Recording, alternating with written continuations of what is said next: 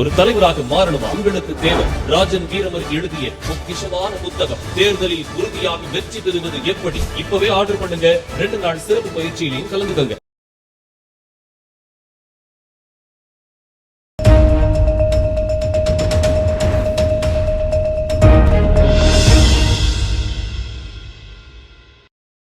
தினமலர் நேயர்களுக்கு அன்பான வணக்கம்.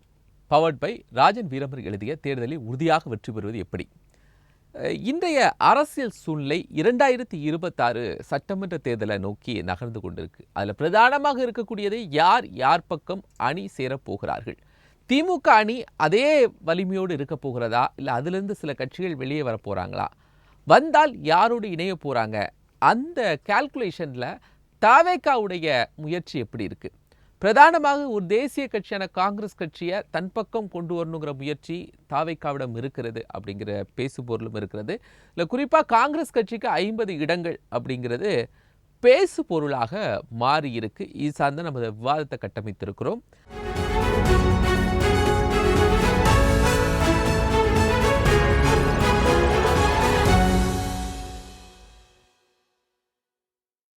காங்கிரசிற்கு 50 சீட் விஜய் யுத்தி வெற்றி பெறுமா? 2 கருத்துரையாளர்கள் நம்மோடு கலந்து கொள்றாங்க. நான் விருந்தினர்களை உங்களுக்கு அறிமுகம் செய்கிறேன். காங்கிரஸ் கட்சியிலும் திரு சந்திரசேகரன், பத்திரிகையாளர் திரு ராகவன், இருவரை வரவேற்றுக் கொள்கிறேன். வணக்கம். ராகவன் சார், காங்கிரஸ் கட்சிக்கு 50 இடங்கள் அப்படிங்கிற ஒரு தகவலோட நம்ம தொடங்குறோம். பொதுவா இந்த நம்பர்ஸ் வர்றது அப்படிங்கிறது எங்கேயுமே அதிகாரப்பூர்வமாக இல்லை, அதிகாரப்பூர்வ வெளியீடு இல்லை. ஒரு தகவலின் அடிப்படையில ஒவ்வொருவரும் ஒவ்வொரு கால்குலேஷன் போகுது. பட் தவேகா காங்கிரஸ் அப்படிங்கிற இணைப்பு, ஒரு கூட்டணி சாத்தியமா? அதாவது அதிக இடங்கள், ஆட்சி அதிகாரத்தில் பங்கீடு என்ற குரல் காங்கிரஸில் இப்ப ஓங்கி ஒலிக்க தொடங்கியுள்ளது. அது போல இப்ப திமுகவையும் தேசிய தலைவர் ஒரு தொடர்ச்சி விமர்சித்து வந்துட்டு இருக்காரு. ராகுல் காந்தியோட வலதுகரம் போன்றவரும் அவருக்கு தேர்தல் உத்தியோகத்தருமான பிரவீன் காந்தி அவர் தான் இந்த மாதிரி ஒரு இதை சொல்லியிருக்காரு. தவேகாவுடன் 50 சீட்டு கேட்டிருக்கோம், எங்களுக்கு வாய்ப்பு இருக்கிறது. அதான் என்ன விசேஷம்னா, ஒருபுறம் திமுகவுடன் கூட்டணி வலுவாக இருக்கிறோம் என்று இங்க இருக்க தமிழ்நாட்டை சேர்ந்த காங்கிரஸ் தலைவர்கள் சொல்கிறார்கள். மறுபுறம் டெல்லி மேலிடத்திலிருந்து இங்கு வருகின்ற தலைவர்கள் தவேகாவுடன் கூட்டணிக்கு வாய்ப்பு இருப்பது போல் கருத்து கோரி வருகின்றனர். அதாவது எப்படி இருக்குன்னா, பிள்ளையையும் கிள்ளிவிட்டு தொட்டிலையும் ஆட்டுவது போல் உள்ளது. திமுக காங்கிரஸ் இடையிலான அரசியல் இப்ப சூடு பிடிச்சிருக்கு. இதுவரை திமுகவுடன் இணக்கமாக இருந்து வந்த காங்கிரஸ் இப்போது அதிக இடம், ஆட்சியில் பங்கு என்றும் கோஷத்தை எழுப்பியுள்ளது. சமீபத்துல காங்கிரஸ் கட்சியின் தேர்தல் வகுப்பாளரான பிரவீன் காந்தி தவேகா தலைவரை விஜயை சந்திச்சு முக்கிய ஆலோசனை நடத்திருக்காரு. அப்ப தவேகா காங்கிரஸ் கூட்டணி, தொகுதி உடன்பாடு, திமுக மற்றும் ஆளும் திமுக கட்சி மற்றும் தமிழக அரசியல் நிலவரங்கள்லாம் குறித்து பேசியிருக்காங்க. இதெல்லாம் இல்லைன்னு சொல்ல, இது போதாதுன்னு ஆல் இந்தியா காங்கிரஸ் கமிட்டியிலேருந்து ஒருத்தர் கிரீஷ் சோடங்கர் ஸ்டாலினை சந்திச்சு எங்களுக்கு 70 தொகுதி வேண்டும் அப்படின்னு சொல்லி கோரிக்கை விடுத்திருக்காரு. அது எந்த நம்பர்ல சொல்றீங்க சார்? ஸ்டாலினை சந்தித்து 70 தொகுதி கேட்டிருக்காங்கிறது எந்த அடிப்படையில? இல்ல, அதாவது அவங்க ஏற்கனவே காங்கிரஸ் 2016ல 41 தொகுதி கேட்டிருந்தாங்க. அதை விட இப்ப ஜாஸ்தி தொகுதி. இப்ப காங்கிரஸ் என்ன நினைக்கிறதுன்னா, கொஞ்சம் எங்களுக்கு பலம் வந்திருக்கு, இளைஞர்கள் கொஞ்சம் ஈடுபாடு காட்டுறாங்க, அதனால எங்களுக்கு கொஞ்சம் மாநில அரசுல பங்கு வேணும் நாங்களும் முக்கிய பங்காற்ற முடியும் என்ற கோரிக்கையை முன்வைக்கிறாங்க. இதுக்கு காரணம் என்னன்னா, அதாவது நாங்கள் வளர்ந்து விட்டோம், மற்ற மாநிலங்கள் இருந்தா கூட தமிழக அரசியல் அப்படி ஒப்பிட முடியாது. தமிழக காங்கிரஸ் ஓரளவுக்கு வளர்ந்து உள்ளது. அதனால எங்களுக்கு கூடுதல் சீட்டு வேணும். இப்ப இருக்கிற அரசியல்ல நாங்கள் வெறும் பங்காளிகளா மட்டும், தேர்தல் கூட்டணி பங்காளிகளா மட்டும் இருக்க விரும்பவில்லை. ஆட்சி அதிகாரத்த சக்தி, அந்த சக்தியும் எங்களுக்கு வேண்டும் என்று அந்த கிரீஷோட அங்க மறைமுகமா சொல்லியிருக்காரு. இதெல்லாம் ஒரு பக்கம் இருந்தா கூட இன்னொரு விஷயத்தை நம்ம பார்க்க வேண்டியிருக்கு. தாவேகா 2 ஆண்டுகளுக்கு முன் தோன்றிய ஒரு புதிய அரசியல் கட்சி. அதன் நிறுவன தலைவராக விஜய் செயல்படுகிறார். ஆனால் தாவேகா கட்சிக்கு இன்னைக்கு இருக்கிற வாக்கு வங்கி என்ன என்பது இன்னும் நிரூபிக்கப்படாத ஒன்று. 2 வருஷமா கட்சி நடத்துறாரு, பிரஸையும் மீட் பண்ண மாட்டேங்கிறாரு. நானே எல்லாவற்றையும் சொல்வேன், நீங்கள் அதை கேட்டுக்கொள்ள வேண்டும், எங்களுக்கு பின்னால் 2 கோடி பேர் இருக்காங்க அப்படின்னு விஜய் என்னவெல்லாமோ சொல்லுகிறார். அதான் அவர் என்ன நினைச்சிட்டாரு, தன்னை பிரதமர் மோடி போல ஒரு தோற்றத்தை ஏற்படுத்தி கொண்டுள்ளார். மோடி எப்படி வந்தாருங்கிறத உண்மையான வரலாறு அவருக்கு தெரியாது. மோடி ஆரம்பத்துல அவர் ஆர்எஸ்எஸ்ல ஈடுபாட்டு இருந்து, அதுக்கப்புறம் கொஞ்சம் கொஞ்சமா அரசியலுக்கு குஜராத் முதல்வரா 15 வருஷம் இருந்து விட்டு இன்று நாட்டின் பிரதமராக இருக்கிறார். அவர் பிரஸ சந்திக்க மாட்டேங்கிறார்னா அது வேற விஷயம். ஆனா ஒரு பொது கட்சியை ஆரம்பித்து விட்டு அரசியல்வாதிகளையும் சந்திக்க மாட்டேன், பத்திரிகையாளர்களும் சந்திக்க மாட்டேன், ஆனா நான் சொன்னதுதான் என்னுடைய ஒரே நோக்கம் திமுக வீழ்த்துவதுதான் அப்படிங்கிற ஒற்றை குறிக்கோள்லே அவர் இருக்கார். இதுல என்னன்னாக்க, தாவக வாக்கு வங்கி இன்னும் நிரூபிக்கல. ஆனா எங்களுக்கு 30% வாக்கு வங்கி இருக்கிறது அவர்களாவே ஒரு ஆய்வை போட்டுக்கிறாங்க. அந்த ஆய்வெல்லாம் நிச்சயம் நம்ம ஒரு கணக்கா எடுத்துக்க முடியாது. ஆல்ரெடி திமுக கூட்டணிக்கு இன்டாக்டா இருக்கு. அங்க அவங்க கிட்டத்தட்ட 45% வச்சிருக்காங்க. ஏடிஎம்கேவோட பலம் 40% இருந்து கொஞ்சம் கொஞ்சமா குறைஞ்சு இப்ப இன்னைக்கு 21% வந்திருக்கு. இன்னொரு பக்கம் பிஜேபி, அவங்களுக்கு 18% இருக்குன்னு சொல்றாங்க. பிஜேபி மட்டுமல்ல, அது என்டிஏவும் சேர்த்துதான். இப்படி இருக்கிறத விஜய்க்கு மட்டும் எப்படி 30% ஓட்டுன்னு தெரியல. நேற்று சீமான் கூட அவர் 8% ஓட்டு தனித்து நின்று வாங்கி இருக்கிறார். இப்படிப்பட்ட சூழ்நிலையில இவர் எதை வச்சு ஆய்வு நடத்தி எங்களுக்கு 30% வாக்கு வங்கி இருக்குன்னு சொல்றாங்கன்னு தெரியல. ஒரு உள்ளாட்சி சார், ஏதோ ஒரு நம்பிக்கை இருக்கு. அந்த நம்பிக்கை காங்கிரஸ் கட்சியில ஒரு பிரிவினருக்கு இருக்குன்னு நினைக்கிறேன். அதனாலதான் தாவேகாவோட பேச்சுவார்த்தை நடத்துறாங்க. நான் திரு சந்திரசேகரன் சார்கிட்ட வந்துடுறேன். சந்திரசேகரன் சார், உண்மையாகவே ஏதோ ஒரு பக்கத்துல விஜய் கூட பேசுறாங்களா காங்கிரஸ்?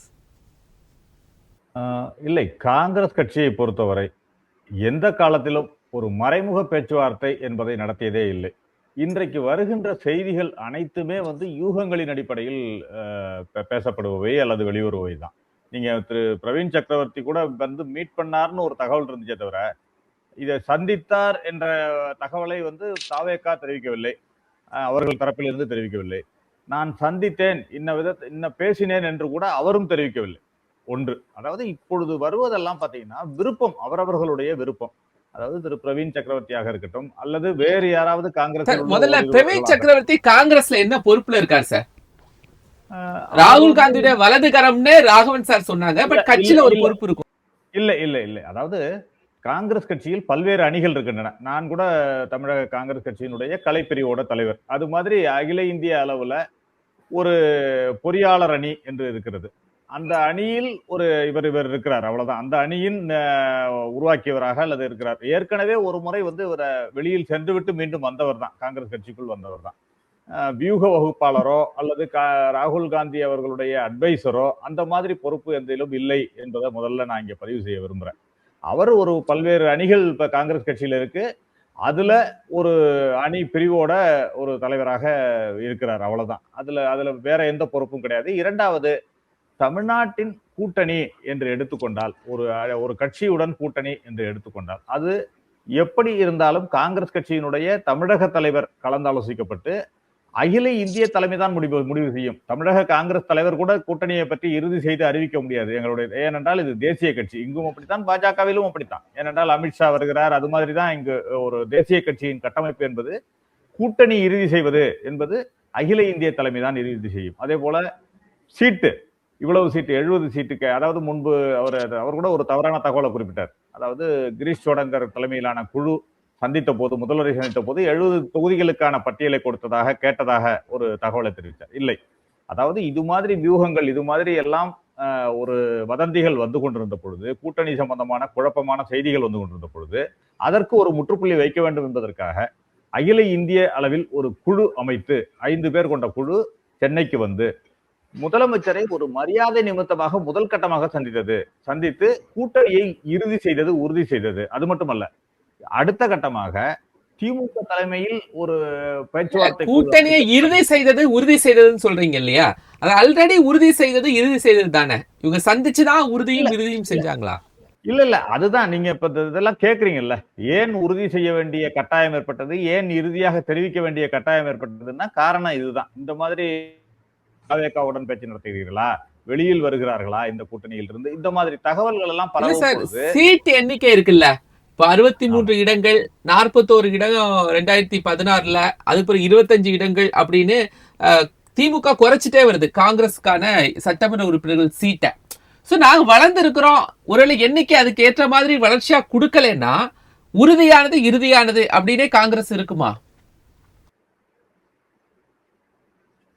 இல்ல, இதெல்லாம் கருத்து தெரிவிக்க வேண்டியது நான் கிடையாது. முதல்ல வந்து என்னை பொறுத்தவரை, அல்லது என்னை போன்ற காங்கிரஸ் கட்சியில் இருக்கின்ற எல்லா அடிப்படை தொண்டர்களாக இருக்கட்டும், நிர்வாகிகளாக இருக்கட்டும், எல்லோருக்குமே ஒவ்வொரு கட்சியிலும் இருக்கின்ற பதவி வைக்கின்றவர்கள் எல்லோருக்கும் என்ன இருக்கும்னா, தன்னுடைய கட்சி இந்த தேர்தலில் ஒரு 25 தொகுதி போட்டிடுச்சா, அடுத்த தேர்தலில் அது வந்து 35 ஆகணும், அல்லது 40 தொகுதிகள் நாங்கள் போட்டியிட வேண்டும் என்ற எண்ணம் எல்லோருக்குமே இருக்கும். அது போல ஆட்சி அதிகாரத்தில் பங்கு என்ற ஒரு கருத்து கொஞ்ச நாட்களாகவே தொடர்ந்து பரவலாக வந்து கொண்டிருக்கிறது. அதுவும் எல்லோருமே தெரிவிக்கிற ஒரு விருப்பம், கருத்து தான்.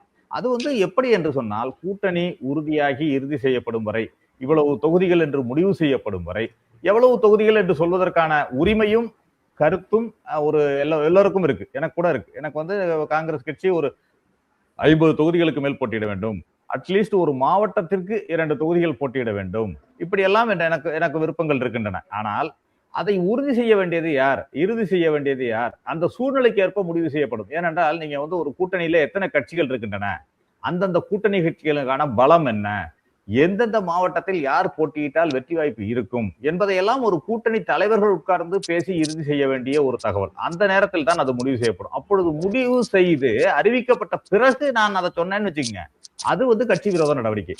ஒரு கூட்டணி இறுதி செய்யப்பட்டு கட்சி விரோத நடவடிக்கைன்னு இன்னைக்கு வரல சார். இப்போ தமிழ்நாடு உத்தரப்பிரதேசத்தை விடவும் கடனில் அதிகமாக இருக்கிற மாநிலம் அப்படின்னு பிரவீன் சக்கரவர்த்தி சொல்றாரு. அதன் பிறகு விஜயோடு பேசினார் அப்படிங்கிற தகவல். 50 இடங்கள் நாங்கள் கேட்டு இருக்கிறோம், ஆட்சி அதிகாரத்திலும் பகிர்வு. இப்ப செல்வ பெருந்தகை சொல்றாங்க, கிருஷ்ணோரங்கர் ரெண்டு விஷயம் சொல்றாங்க. ஆட்சி அதிகாரத்தில் பகிர்வு, அந்த விஷயத்தையும் பிரவீன் சக்கரவர்த்தி சொல்றாங்க. இந்த மூணுக்கும் எந்த நடவடிக்கையும் காங்கிரஸ் கட்சி எடுக்கலையா அவர் மேல இன்னைக்கு வரைக்கும்? இல்ல, இது இன்றைக்கு கூட எங்களுடைய மாநில தலைவர் திரு செல்வ பெருந்தகை அவர்கள் வந்து பேட்டியில தெளிவாக குறிப்பிட்டிருக்கார். நாங்கள் வந்து இது குறித்து அகில இந்திய தலைமைக்கு கடிதம் எழுதியிருக்கிறோம், புகார் தெரிவித்திருக்கிறோம். இப்படி தமிழக காங்கிரஸ் கட்சியின் நடவடிக்கைகளில், காங்கிரஸ் கட்சியின் ஒரு கூட்டணி சரியாக சென்று கொண்டிருக்கும் பொழுது அதற்கு குந்தகம் விளைவிக்கின்ற வகையில் இவருடைய செயல்பாடு இருக்கிறது என்று ஒரு கடிதத்தை எழுதியிருக்கிறேன். அவர்கள் கண்டிப்பாக அகில இந்திய தலைமை நடவடிக்கை எடுக்கும் என்று நம்புகிறேன் என்று இன்னைக்கு சொல்லியிருக்காரு. இது விரைவில் நடவடிக்கை எடுப்பார்கள் நம்புகிறோம். ஏனென்றால் காங்கிரஸ் கட்சி வந்து உடனே எடுத்த உடனேயே எல்லார் மேலேயும் நடவடிக்கை எடுக்கக்கூடிய ஒரு கட்சி கிடையாது. தாமதமாகத்தான் நடவடிக்கை எடுப்பாங்க.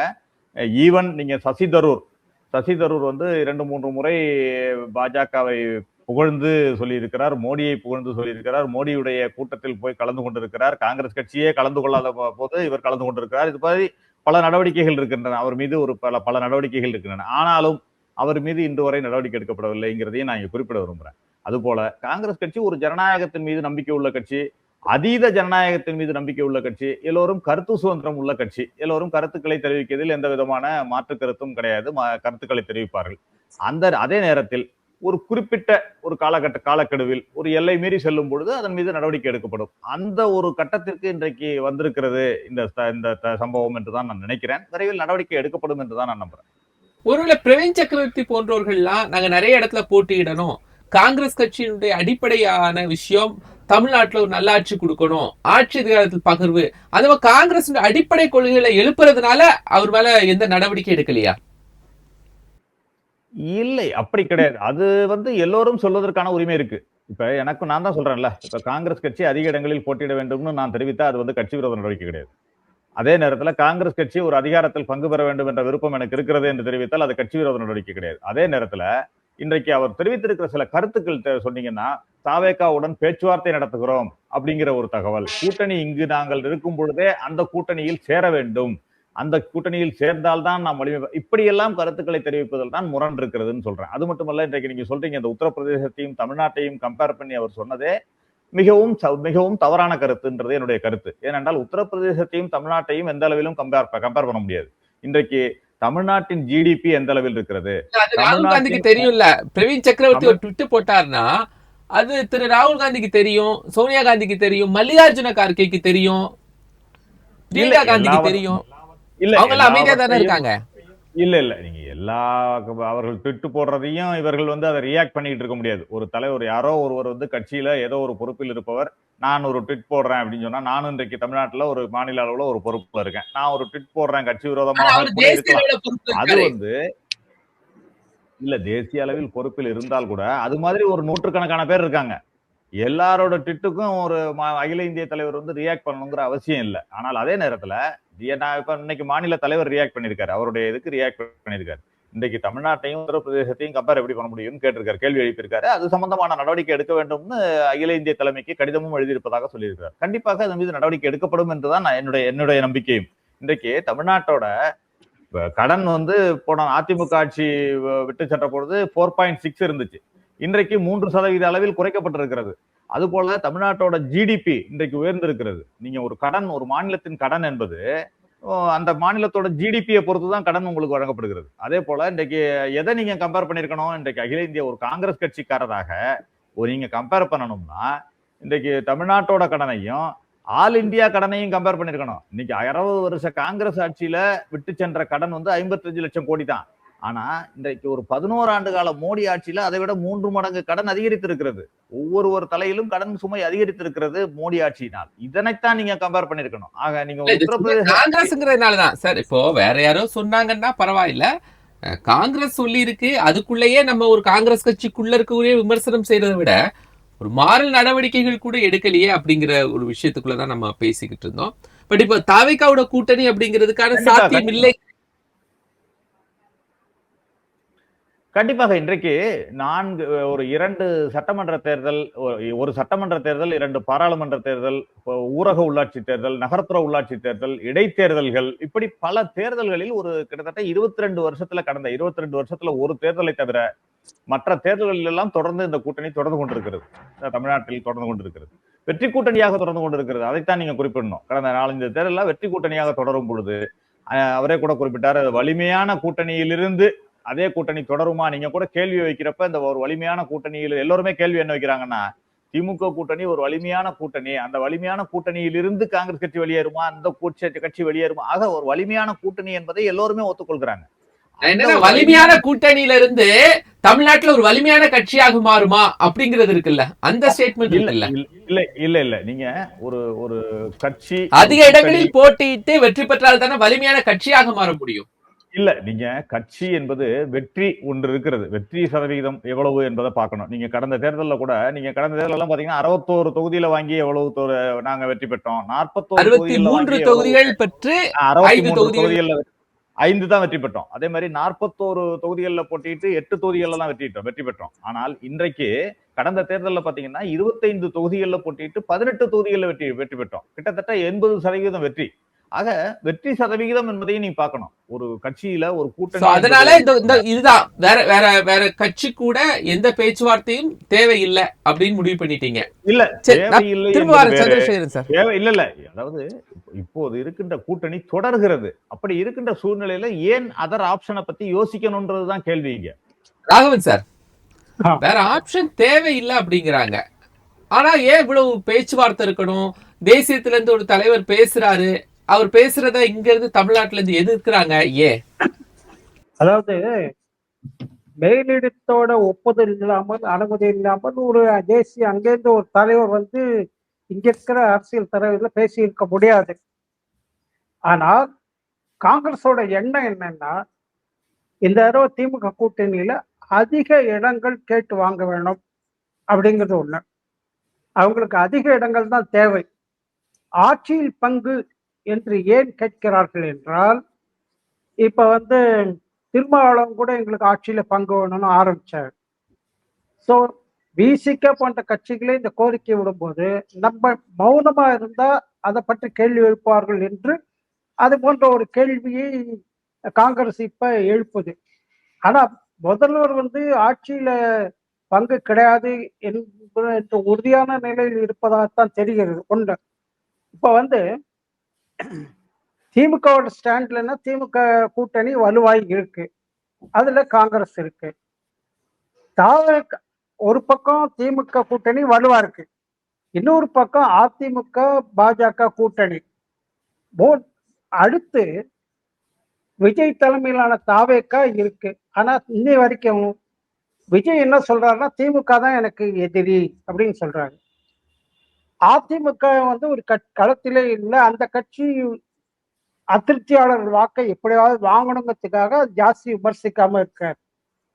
ஆனா அந்த தாவக்காவோட கூட்டணி சேர யாரும் இது வரைக்கும் தயாரா வரல. அவர் வந்து நான் தான் முதல்வர், யார் வேணா வரலாம்னு சொல்லி கூட யாரும் வரல. அப்படி இருக்கிறது காங்கிரஸ் இந்த பக்கம் வந்தா நல்லது, தேசிய கட்சியான காங்கிரஸ் வந்தா நல்லதுன்னு விஜய் நினைச்சிருக்கலாம். அதற்கு ஏதாவது அச்சாரம் போட்டிருக்கலாம். ஆனால் என்னை பொறுத்தவரை வந்து விஜய் நினைச்சுக்கிட்டே இருக்கிறாரு, காங்கிரஸ்குள்ள இந்த நினைப்பு இருக்குதா? ஏன்னா காங்கிரஸ்ல ஸ்டேட் லீடர்ஸ் எல்லாமே நிலைப்பாட்டை எடுக்காது. அதாவது என்னன்னா, காங்கிரஸ் வந்து ஒரு பெரிய கட்சி, தாவேக்காங்கிறது வந்து இப்பதான் துளிர் விட்டுள்ள ஒரு கட்சி. அப்படி ஒரு கட்சிக்கு போய் உடன்பாடு வச்சுட்டு அவங்க கொடுக்குற சீட்டை வாங்கிட்டு அதுக்கு அப்படி ஒரு உடன்பாடுக்கு ஒத்துக்க மாட்டாங்க. ஒண்ணு. ரெண்டாவது, 50 சீட்டு 60 சீட்டு வாங்குறது முக்கியம் இல்லை, அது ஜெயிக்கணும்.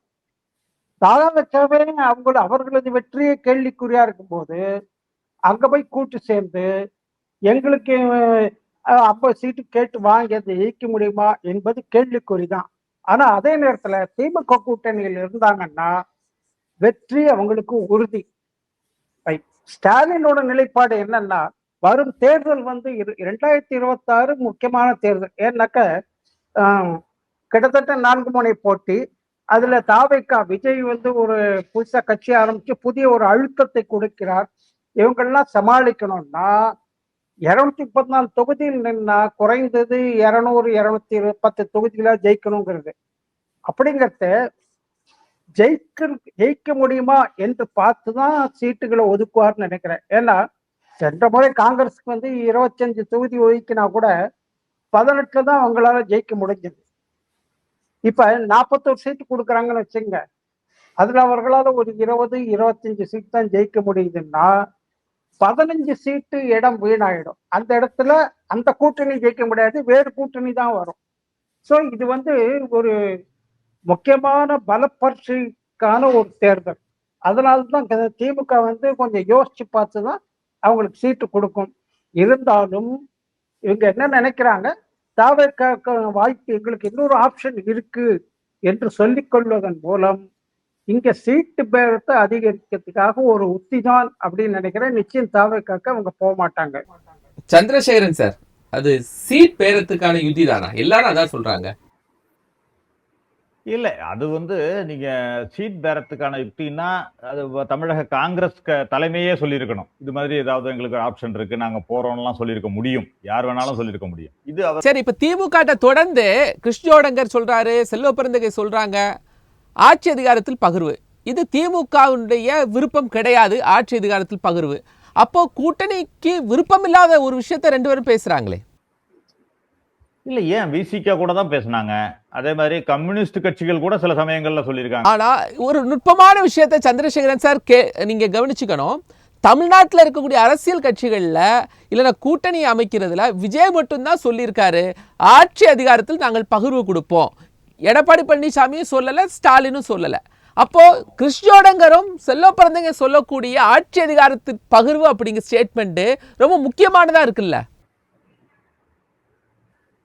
இல்ல முக்கியமானதுதான். நீங்க காலத்துக்கு ஏற்ற சூழ்நிலை இப்ப நீங்க ஒரு காலகட்டத்துல மத்தியிலேயே எடுத்துக்கிட்டீங்கன்னா கூட ஒரு காலகட்டத்துல காங்கிரஸ் கட்சி மட்டுமே தனித்து தான் ஆட்சியில் இருந்தது. தனித்து ஆட்சியில் இருந்த வரலாறு தான் காங்கிரஸ் கட்சிக்கு உண்டு. ஆனால் ஒரு குறிப்பிட்ட காலத்துக்கு அப்புறம் எல்லாமே கூட்டணி ஆட்சி தான் மத்தியிலும் அமைந்து கொண்டிருக்கிறது. மத்தியில எல்லா கட்சிகளும் சேர்ந்து இணைந்து வாஜ்பாய் ஆட்சியும் சரி, இப்பொழுது இருக்கின்ற மோடி ஆட்சியும் சரி, கூட்டணி ஆட்சி தொடர்ந்து கொண்டிருக்கின்றத நம்ம பாக்குறோம். தொடர்ந்து வெற்றிகரமாக நடந்து கொண்டிருக்கிறத பாக்குறோம். ஏன் மாநிலத்திலும் அது மாதிரி ஒரு கூட்டணி ஆட்சி இருக்கக்கூடாது, அதிகாரத்தில் பங்கு பெறக்கூடாது? ஏனென்றால் காங்கிரஸ் விஜய் சொல்லக்கூடிய ஸ்டேட்மெண்ட் எல்லாம் சார் சொல்றாங்க காங்கிரஸ். அப்ப 2021 இதே காங்கிரஸ் கட்சி சொல்லல, இன்டாக்டா இருந்த காங்கிரஸ் கட்சி சொல்லல. 2016 காங்கிரஸ் கட்சி சொல்லல. 2011 காங்கிரஸ் கட்சி சொல்லல. ஆனா 2026 காங்கிரஸ் கட்சி சொல்லுகிறது விஜய் சொன்ன ஸ்டேட்மெண்ட் அப்படின்னா அங்கதான் விவாதம் உருவாகுது. இல்ல அதைத்தான் சொல்ல வர்றேன். காலத்துக்கு ஏற்பட்ட சூழ்நிலை, கால சூழ்நிலைக்கு ஏற்ப அந்த கருத்துக்கள் மாறுபடுகின்றன அப்படிங்கிறதையும் பார்க்கணும். ஆனால் இதை வந்து நாங்க சார் காலம் விஜய் தான் காலமா? இன்னும் ஒரே ஒரு விஷயம், அந்த கருத்து சந்திரசேகரன் சார், அந்த கால சூழ்நிலை அப்படிங்கிறது விஜய் அரசியல் கட்சி உருவாக்குனதா கால சூழ்நிலையா? இல்ல அது மட்டும் கிடையாது. எங்களுடைய தொண்டர்கள் மத்தியிலும் அந்த கருத்துக்கள் வேரூன்றி இருக்கின்றன, வளர்ந்திருக்கின்றனங்கிறத நாங்க பாக்குறோம். ஒன்று. இரண்டாவது, நீங்க இதை வந்து ஒரு ப்ரீ கண்டிஷனா வைத்தால்தான் தவறு. நீங்க வந்து கூட்டணி ஆட்சிக்கு ஒத்துக்கொண்டால்தான் எங்கள் கட்சி கூட்டணியில் இருக்கும் அப்படிங்கிறது கிடையாது. கூட்டணி ஆட்சி தேவை, கூட்டணி ஆட்சி பகிர்வு வேண்டும்னு சொல்றது கருத்து. நீங்க அதற்கப்புறம் கூட்டணி பேசுறப்ப முன்கூட்டியே அது சொல்லி நிற்பது என்பது இந்த தமிழ்நாட்டுல நீங்க சொன்ன மாதிரி வரலாற்றுல கிடையாது. தமிழக அரசியல்ல பாத்தீங்கன்னா கூட்டணி ஆட்சி என்று சொல்லி நின்று வெற்றி பெறுவது என்பது கிடையாது. நீங்க ஆட்சி வந்த பிறகு வேண்டுமானால் கூட்டணி அமையலாம், கூட்டணி ஆட்சி அமையலாம், அதெல்லாம் கருத்துக்கள் இருக்கலாம். அதனால் நீங்க கூட்டணி பேச்சுவார்த்தை என்பதை இறுதி செய்யும் பொழுதுதான் இந்த கருத்துக்கள் எல்லாம் பேசப்படும் பொழுது என்ன சொல்லுவாங்க, நீங்க ஆட்சிக்கு வந்த பிறகு யார் எவ்வளவு தொகுதிகளில் வெற்றி பெறுகிறார்கள் என்பதை பொறுத்து கூட்டணி ஆட்சி என்பதை தீர்மானிக்கலாம் என்பது. ஆனால் அதை கூட திமுக ஓபன் பண்ணலையே சார். அதை கூட திமுக ஓபன் பண்ணலையே. அது உங்க பத்திரிகையாளர்கள் மத்தியில ஓபன் பண்ண முடியாது. அது வந்து கூட்டணி பேச்சுவார்த்தை இல்ல. அப்ப நீங்க என்ன சொல்றீங்கன்னா திமுக வெற்றிக்கான மெஜாரிட்டி இல்லாத போது மட்டும் இதை யோசிப்பாங்க அப்படிங்கிறீங்க? கண்டிப்பாக அதுதான் நடக்கலாம். அந்த மாதிரி விஷயங்கள் வந்து அப்பொழுதுதான் நடக்கலாம். நீங்க கடந்த முறை ஒரு முறை வந்து கூட்டணி, ஆனா நீங்க பக்கத்துல இப்ப காங்கிரஸ் ஏன் சொல்றாங்க அப்படின்னா, பக்கத்துல ஆந்திரா மாநிலம் தமிழ்நாட்டோடு ரொம்ப நெருங்கி இருக்கு. சந்திரபாபு நாயுடு சிஎம் ஆயிருக்காரு, அறுதி பெரும்பான்மையோட சிஎம் ஆயிருக்காரு. ஆனா கூட்டணி கட்சிகளுக்கெல்லாம் டெபுட்டி சிஎம் போஸ்ட் கொடுத்திருக்காரு. அதுதான் இந்த மாதிரி அந்த அங்கீகாரம் தங்களுக்கும் திமுகவிடம் கிடைக்கும் அப்படின்னு ஒரு பிரவீன் சக்கரவர்த்தி நினைக்கிறாரு, ஒரு கிருஷ்ணோடங்கர் நினைக்கிறாரு, ஒரு செல்வ பெருந்தகை நினைக்கிறாரு. இதுல பிரவீன் சக்கரவர்த்தி எங்க வேறுபடுறாரு? நானும் நினைக்கிறாங்க பிரவீன் சக்கரவர்த்தி அதை எக்ஸிக்யூட் பண்ணணும்னு நினைக்கிறாரு. இல்ல நீங்க அந்த கிரிஷோடங்கர் சொன்னதை வந்து நீங்க ஒரு கருத்தை நீங்க பார்க்கணும். பேட்டியை பாத்தீங்கன்னா ஆட்சி அதிகாரத்தில் பங்கு என்பதை நீங்கள் வலியுறுத்துவீர்களா அப்படின்னு ஒரு கேள்வியை முன்வைக்கும் பொழுது அவர் என்ன சொல்றாருன்னா, தேர்தல் அறிக்கைகள் ஒவ்வொரு கட்சியும் கொடுக்கின்றன. இப்ப நாங்கள் ஒரு கட்சி, எங்களுடைய கட்சி தேர்தல் அறிக்கை கொடுக்கிறோம் என்று சொன்னால் அந்த எங்கள் கட்சியினுடைய தேர்தல் அறிக்கையை வந்து வலியுறுத்தி அந்த திட்டங்களில் சேர்க்க வேண்டும் என்று சொன்னால் நாங்களும் அதிகாரத்தில் பங்கு பெற வேண்டும் என்ற கருத்தை தான் சொல்லியிருக்காரு. இதுதான் கருத்து, அதோட சாராம்சமே. இதைத்தான் நம்ம வந்து பேசுபொருளா பேசிக்கிட்டு இருக்கோம். இது வந்து ஒரு தவறான கருத்து இல்லை என்பதுதான் கருத்து, என்னுடைய கருத்து. அதுல நீங்க கூட்டணி பேச்சுவார்த்தை என்று அமர்ந்து பேசும் பொழுது ஒவ்வொரு கட்சிகளுக்கும் இத்தனை தொகுதிகள் என்று ஒதுக்கீடு செய்யும் பொழுது அதற்கு பிறகு ஆட்சி இவ்வளவு ஏனென்றால் மெஜாரிட்டியாக தனி மெஜாரிட்டியாக ஒரு கட்சி நிற்கும். நீங்க திமுகவும் அதிமுகவும் தான் தமிழ்நாட்டில் பாத்தீங்கன்னா ஒரு பெரும்பான்மையாக தொகுதிகள்ல தனி மெஜாரிட்டியாக வரக்கூடிய தகுதி உள்ள ஒரு கட்சியாக நம்ம பார்க்கணும். ஏனென்றால் 150 தொகுதிக்கு மேல் ஓரளவு 150 தொகுதி இருக்கிற கட்சிகள்னு எடுத்துக்கிட்டீங்கன்னா 2 கட்சி தான், திமுகவும் அதிமுகவும் தான். இன்றைக்கு தனியாக நிற்கக்கூடிய விஜய் எடுத்துக்கொள்ளலாம். அது வந்து இதுவரைக்கும் அன்டெஸ்டட் பார்ட்டிங்கிறதுனால அதை நம்ம விட்டுட்டு இந்த 2 கட்சியையும் எடுத்துக்கிட்டோம்னா 150 தொகுதி குறைந்தபட்சம் நிற்கிற தொகுதிகள் கட்சிகள் வந்து அதிமுகவும் திமுகவும் தான். அதனோடு கூட்டணி செல்கின்ற கட்சிகள் 25, 30, 40, 50 தொகுதிகளை போட்டியிடலாம். போட்டியிடும் பொழுது அந்த கட்சி எவ்வளவு தொகுதிகளில் வெற்றி பெறுகின்றன தேர்தலுக்கு பிறகு, அதை பொறுத்துதான் அந்த கூட்டணி ஆட்சி, கூட்டணியில் பங்கேற்பது இதெல்லாம் இடம்பெறும். நீங்க நன்றி சந்திரசேகரன் சார். அதிமுகவில் எடுத்துக்கொண்டால் கூட அதிமுக சொல்லிக் கொண்டிருக்கிறது கூட்டணியில் நாங்கள் தனிப்பெரும்பான்மையாக ஆட்சி வருவோம்னு. ஆனா அந்த பக்கம் பிஜேபியினர் சொல்வதெல்லாம், அமித்ஷாவில இருந்து மற்றவர்கள் எல்லாம் என்ன சொல்றாங்கன்னா, நாங்க ஆட்சியில பங்கு பெறுவோம் தான் சொல்லிட்டு இருக்காங்க எல்லா கருத்துக்கள்லாம். ஆக இந்த முரண் வந்து, ஆனா பிஜேபியில இருந்து அந்த கட்சியில இருந்து யாருமே இன்னொரு அணி கூட பேச்சுவார்த்தை நடத்தல. அவங்களை யார் சேர்க்கிறாங்க? பிஜேபியை வந்து யாராவது சேர்த்தா நீங்க சொல்லலாம். இன்றைக்கு காங்கிரஸ் வந்து இந்த அணிக்கு வர வேண்டும்னு தாவேகா விரும்புதுன்னு அவர் நம்ம நண்பர் சொல்றாரு. நீங்க குறிப்பிடுறீங்க போகுமா, பேச்சுவார்த்தை நடத்துமான்னு. பிஜேபியை சேர்த்துக் கொள்ளும் கட்சி எங்க இருக்கிறது சொல்லுங்க நீங்க. சரி, நன்றி சந்திரசேகரன் சார், நன்றி. காங்கிரஸ் 50 சீட் விஜய் யுத்தி வெற்றி பெறுமா என்ற விவாதத்தில் 2 கருத்துக்கள் நம்மோடு பங்கெடுத்தாங்க. காங்கிரஸ் கட்சியின் திரு சந்திரசேகரன், பத்திரிகையாளர் ராகவன், இருவருக்கும் மனமார்ந்த நன்றிகள். நேர்களை மற்றும் ஒரு நிகழ்ச்சி சந்திக்கலாம். நன்றி.